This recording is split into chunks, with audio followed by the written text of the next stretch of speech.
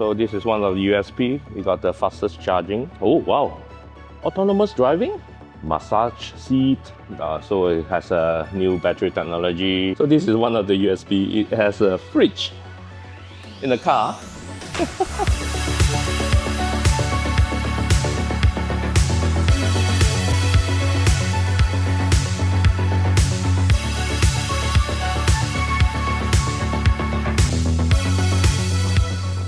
Hi, my name is Mark and I'm a Petrolhead. And why am I standing here beside this charger? It is because the car that I am reviewing today is an EV.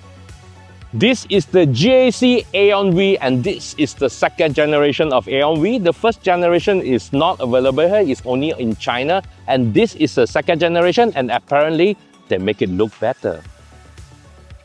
No, not really. Okay, according to GAC, the styling is inspired by the T-Rex. The Aion V seamlessly blends cutting-edge and geometric shapes to create a sleek, dynamic aesthetic. The full LED headlights and taillight draw influence from the claw of the T-Rex. Ow! Its 19-inch Y-shaped alloy wheels delivers a powerful presence, inspired also by the T-Rex. I don't know. You draw your own conclusion on styling. I have no say. Okay, it looks okay lah. It looks a bit weird to me, not the usual car that I would say looks beautiful, but it looks functional. It definitely stands out from the crowd. It is quite a big car, and these are 19 inches, and it looks kind of like cute here because the car is really quite very big, almost taller than me, and I am 173 centimeters, and this is a rather tall car. So it says inspired by the T-Rex claw here as well. But to me, it looks a little bit like the Land Rover, something like that, quite square off. I think the rear looks better than the front, definitely a powerful looking stance there. The wheels are actually 225/45/19, quite a huge size for such an SUV. The length of the car is quite long, it is quite a huge car. Okay, for me as a petrolhead, do I really like EV cars? I can't say that I like them or love them, but do I accept EV cars? I think EV cars are here to stay, right? They are the future. I don't think they'll make more ICE car, but more and more of these cars will be on the road will be EV cars. It's just like the olden days when we have our Nokia phones and our flip phones and all, and suddenly they come up with the smartphone and then we all say, oh, what if the screen broke? I can't even key in the keypad. It's a huge screen, it will damage. And look at what we have now. Every other phone or every phone out there is a smartphone. That will be our future. Every car out there will be an EV. So accept it or not, it's coming. Okay, let's take a look at the interior. I think for EVs, the interior are one of the best things to look for. Exterior-wise, we hope that is better looking, but let's check out the interior. Okay, this is just like the smartphone, right? So it's built with lots of tech and lots of automation and lots of this and that and gimmicks, you see. This door opens really wide, almost 90 degrees. And if you have noticed, actually the chair, the seat, actually roll backwards to welcome me into the car. Let's see whether we can catch it. Look at it, it's moving into the interior of the car. I close the door, look at the seat.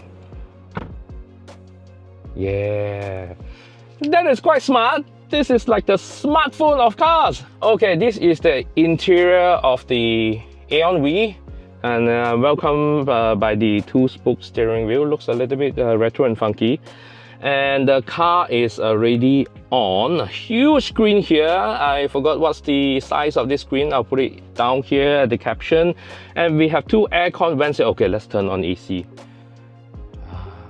Okay, the car is not started yet, so it's running on battery. So there's no need to start the car. Okay, the aircon is on, even though there's no engine. I want to say like even though the engine is not running, the aircon is cold, but there's no engine. It's an electric motor, and the aircon is cold.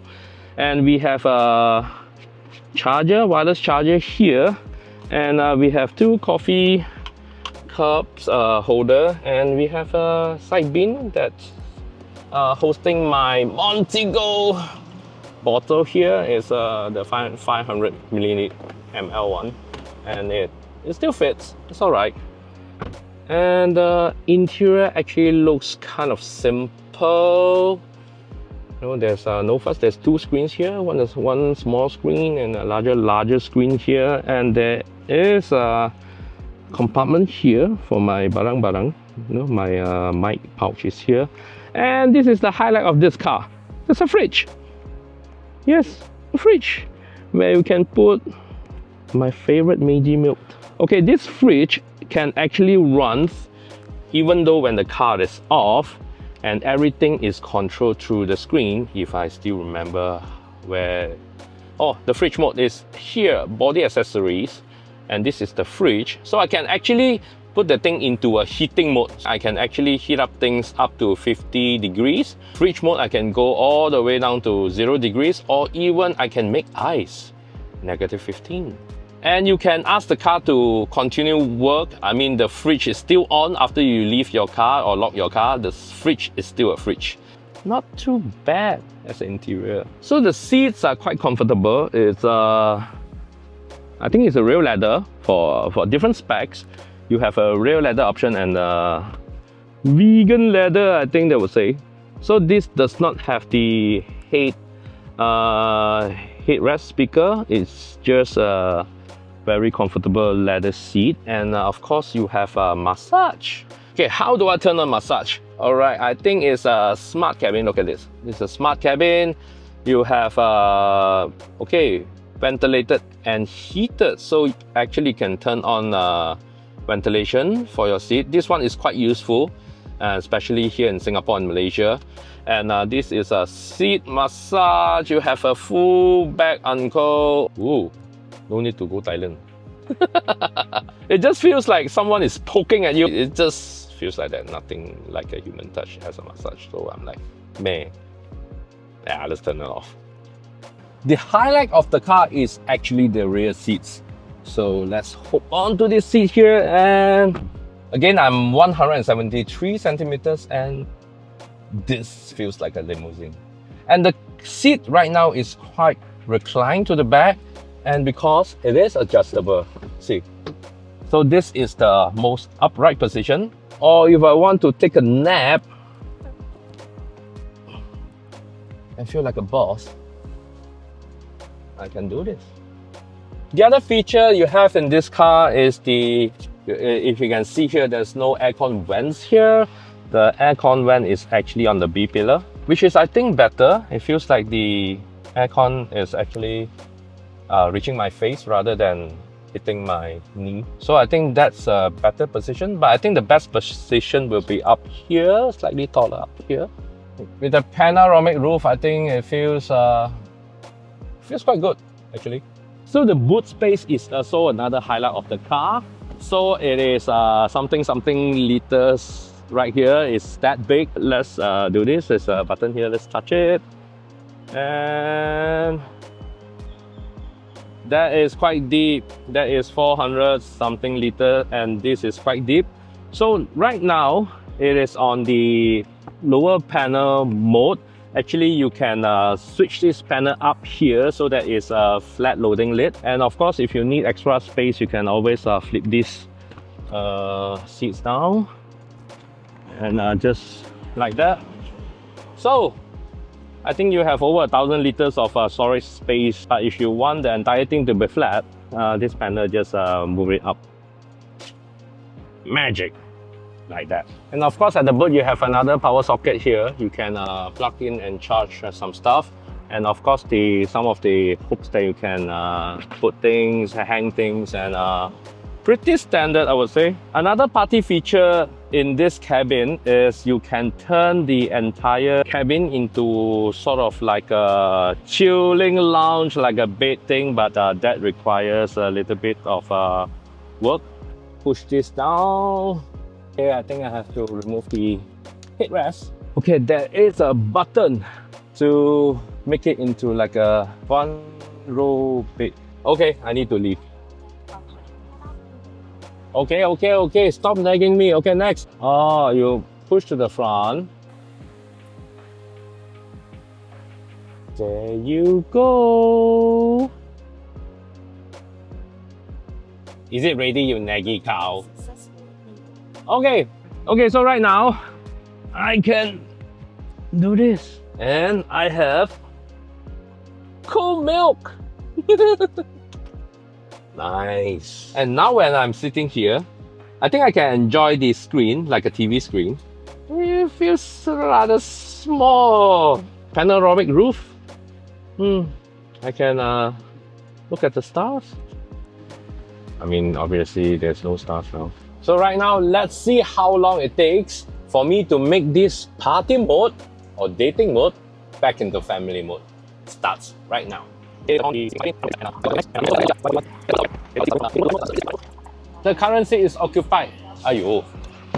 Okay, it means I cannot be at the rear seat as well. So it's reset. Lost some time there, we lost some time there. Come on, chop, 5 1.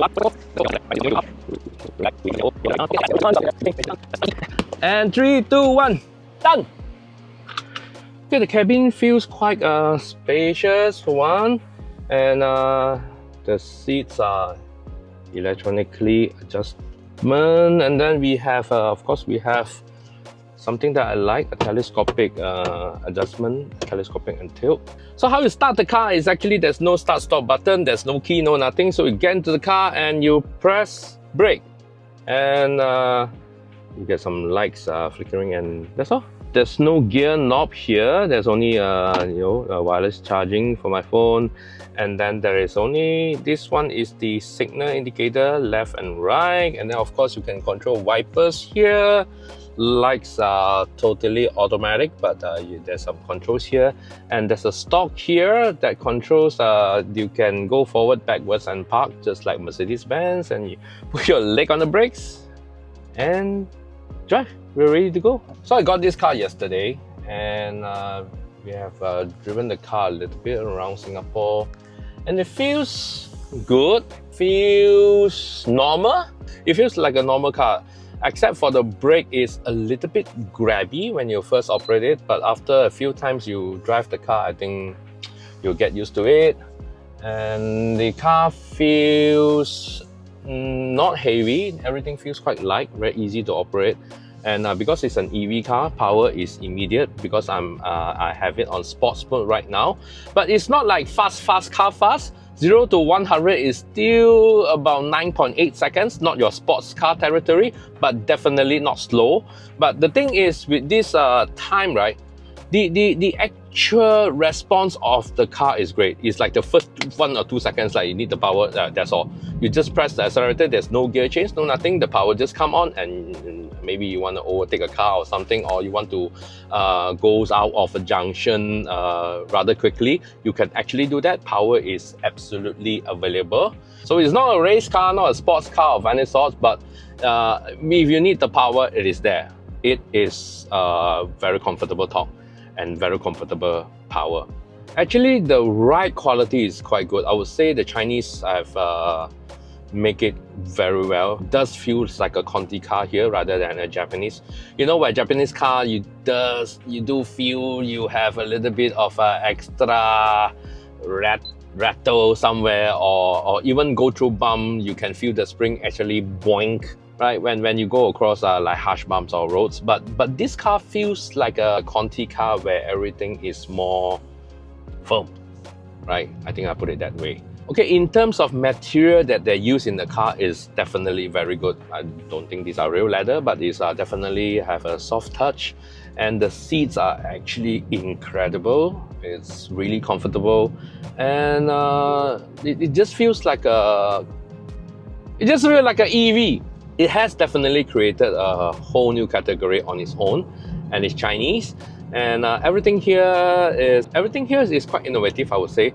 The one thing that I love about how they designed this thing that I didn't expect from a car. I'm at the traffic light and let me brake rather hard, and I hold it there. You don't see any difference, right? So usually when you brake very hard and you keep your pedal on the brake until the car stops, it usually does this like the car rebounds from that very hard braking, right? But this thing is actually an option that they built into the car. It's called like parking comfort. I don't know what they call it comfort parking, But if you turn it on, it will actually ease off the brake at the very last moment that your car actually stops. The car actually feels very comfortable, where it's like you are chauffeured by a professional driver that will ease off the brake manually at the very last moment of braking. You heard that? Because the motorcycle just came very close to me. So, of course, like every other EV car, you got all these 360 degrees cameras and sensors. And of course, it will beep at you when other people come close to your car, or even when you are driving close to any walls or obstacles. But I think I quite like the tone of it because it's very subtle, it's gentle. It's not like screaming like, "Alma, you're gonna die!" But the Mercedes one, that one is bad. Maybe a fly close to the camera and then it senses that, you're going to bang on something and you die. I think this car is very well mannered, very well behaved. The size of it is quite big, but then because they design it in such a square box, and actually it's not too hard to look at all the corners. And one feature that I like about this car is when you stop, and if you let go the brake pedal, of course you will creep forward just like any other car. And usually when we have our geared car, the ICE car, maybe we'll put our gear into neutral and then the car will stop moving, right? But how do we do it here? We got no gears and no handbrake lever. Smart thing to do, press the brake lever a little bit harder and it's hold. And it's auto hold, just like that. Quite good. Well done, Aion. And of course, to release that brake, you don't have to repress the brake a little bit or whatever. You just press on the accelerator and you just go. That's a function that I might miss if I go back to my other cars. The other thing that I appreciate in the car is, of course, the Apple CarPlay and Android Auto. And I love the sound system actually. It does comes with a decent sound system. The bass is good, clarity is good, and then you can actually tune the best listening position to each seat. There are other things that I don't like about the car, of course. So one thing is for this like bottle holder, cup holder. So the bottle can only come in and out in a certain angle. So when you're driving and you have a traffic light stop and you want to pull your bottle out, it's not so straightforward. You need to angle your bottle a little bit to the front and then slide out like that, then only you can come out. So I think they can design this a little bit better. The other thing is quite interesting. Do have a small screen up front in between the steering wheels. And when I put up the signal to go left and right, and the signal icon is actually on the very edge of the side. And for the other side as well is on the other edge. And I feel that sometimes I can't see it because one thing for one is really small. When you have your signal indicator on, so it does come with a sound like tick tock, tick tock, tick tock, right? But it's really soft. And then the icon is really small. And then it's at the edge of this screen. And then sometimes my steering itself is covering the signal icon. And my signal just kept on for God knows how many kilometers, and that's stupid. So this car does come with all the lane assisting, there's a camera here that monitors my face, right? So if my eyes are not looking at the instrument panel or the front, or I look at my girlfriend, my imaginary girlfriend, it will actually warn me and say, please pay attention. Such a naggy old car, this car. As a petrolhead, would I buy this car? I think I would, right? Because as a petrolhead, I will always dream of having my purpose-built car or race-purpose car, or even driving-focused car. So I do like to have a 3-car setup where each car serves a different purpose. But if this car, I would buy this car, it would definitely replace my MPV. It is large enough, it's running on battery, and it's really comfortable and full of features that my wife and my kid would like. And it's like a limousine at the back. And it's not horrible to drive, I would say. I mean, it has enough power. to replace my MPV. It doesn't carry 7, but I have my MPV. It's not I need to carry 7, and because I do have camera equipment and stuff like that, so I would like to have a bigger boot, and this one does have a big boot. Would I buy this car? Yes, I would buy this car to replace one of my car. But if this is the only car that I get to buy, for me as a petrolhead, not so much. Because if I want to buy a car and I got only one car to live with, do I hate this car? No, I don't. Do I love this car? It's not bad. As a car, it's not bad. The price is quite good. The price is right. The features are good. The ride quality, the comfort level, the equipment, the accessories, everything is there. It's just that one thing is missing: brand prestige. So if you are those kind of person who like, oh, I am driving a Mercedes-Benz or BMW, so this is not a car for you if you would like to have something with a prestigious brand. This is GAC and it's Aion V from China. So it is a very good tool, very good car, but is it right for you? Why don't you put in a comment and let me know? Would you buy this car? Bye!